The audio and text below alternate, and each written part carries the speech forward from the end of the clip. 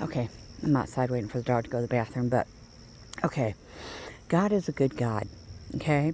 And so, you know how I've always stressed about the heart, everything's about the heart, and the heart can't lie. And so we all know we've been under a veil. But what people didn't realize, it was that mirrored, everything was really flipped. And so what kept everybody in fear was, from the get-go, us being taught that what was in the Bible was against the Christians. You know what I'm saying? Against the church now. It kept everybody in fear. And so, come here, come on. It kept everybody in fear. And so everybody was fearful. And it kept us enslaved, is what it did. And so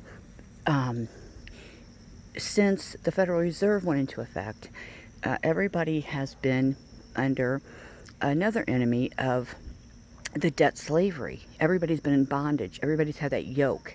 We were slave to that 40-hour work week, 80-hour work week. See, people had to survive. They made it where we all just lived in fear of what would happen tomorrow. How do we survive tomorrow? And the thing is, the true hearts of people never really truly get to shine. People didn't get to be who they are inside. And for him to justly and rightly judge the hearts of men, he has to look within that. And so what he's going to do is he's going to make it an even playing field for everybody. Okay? Because the truth has to be exposed.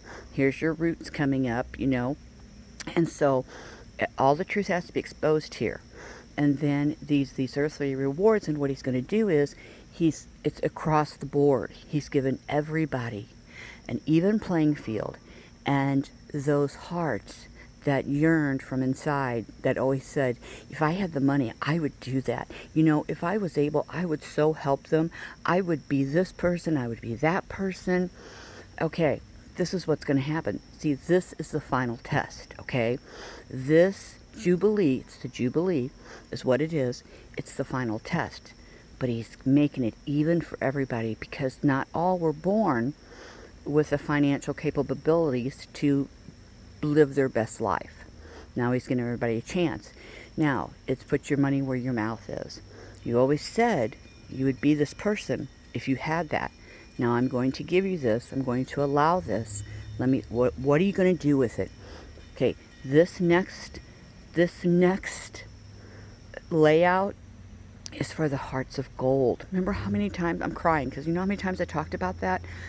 The hearts of gold, because that's what you give God, is your heart of gold. And so, are you going to be a human being? Are you going to help humanity? Are you going to be Ebenezer Scrooge? Are you going to be a miser? Here's your, are you going to bury your talents? Just what the Bible says. Are you going to bury them? What are you going to do with them? You know how everybody says, they think if they had that, they could do this and do that. Well, now here it is. Okay, here is where you obtain the keys for eternal. See, remember I kept saying the all, the Father, the all, the Holy of Holy Spirits. Okay, here's when God truly gets to see the hearts of men. Gets to see the hearts of men and what they will do when they are given their last heart's desire, so to speak. Because here on earth, basically everybody, we couldn't survive without money.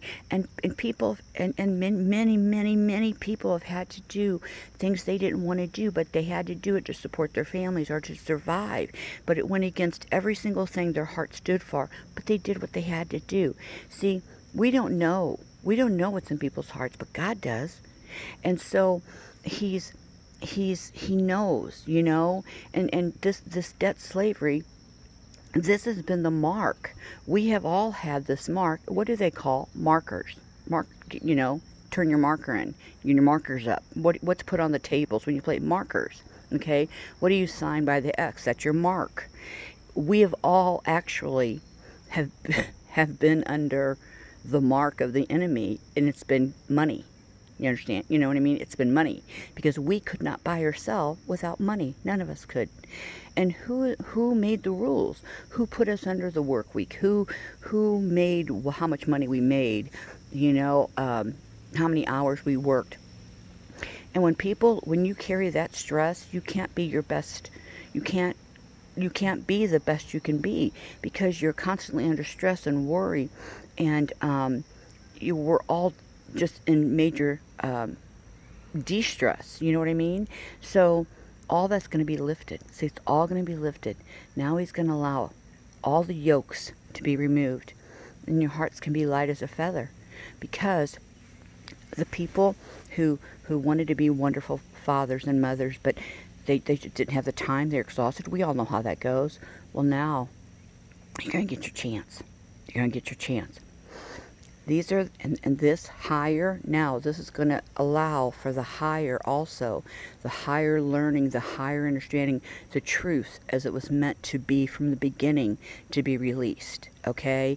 And remember I kept saying go back to the origins and the origins, because see, those definitions, how words were spoke, they were not the same definitions as they mean today. Truly, they're not. And so I spent so much time going back, and so as I was seeing this, I was like, well, that's not what that meant then. So I could see this flip, and then to know that it actually has been flipped. But what they did was, generation upon generation upon generation, when they started 501c-ing the churches, see, it was never no new teaching. It was the same word over and over and over, but it kept us in fear. It kept us still fear of God, instead of that loving, you know what I mean? It just kept us all under the thumb. It really, really did. And so now, when he says lift the veil, he means lift the veil. And everybody's going to know that I am God. Remember, then they shall know that I am God. Because he is love, and he's love coming down. And so once that veil removed, and everybody can now attain the truth as it was meant in the beginning, okay?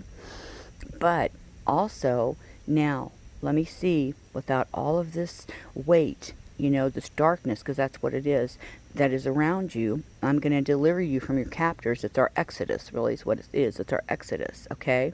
And so, no more chains. Now, what are you going to do? Now, this right here determines your eternal heavenly rewards. You're eternal forever. It's what you do with it. Are people really going to be the good people that they say they were? Are they going to become worldly? Here's where your, even the, when he said, even that his, whatever would be tricked. Okay, it's because when they do get that money, are they going to allow it to change who they are? Are they going to become worldly? Are they going to become gluttons? Are they going to go out and just spend? And is it going to allow them to change? This is the paradise that everybody thinks that they're going to go up to. Now, whether we eventually have a paradigm shift, or something, that's absolutely possible, because that happens in an instant. But this is what this is about. And see, this is your heaven on earth, okay? Basically, it's your paradise, and it's what you do with it. Are you going to? Is it going to take you backwards to the lowercase e, to the to the negative, to the darkness, or is it going to let the light really shine in?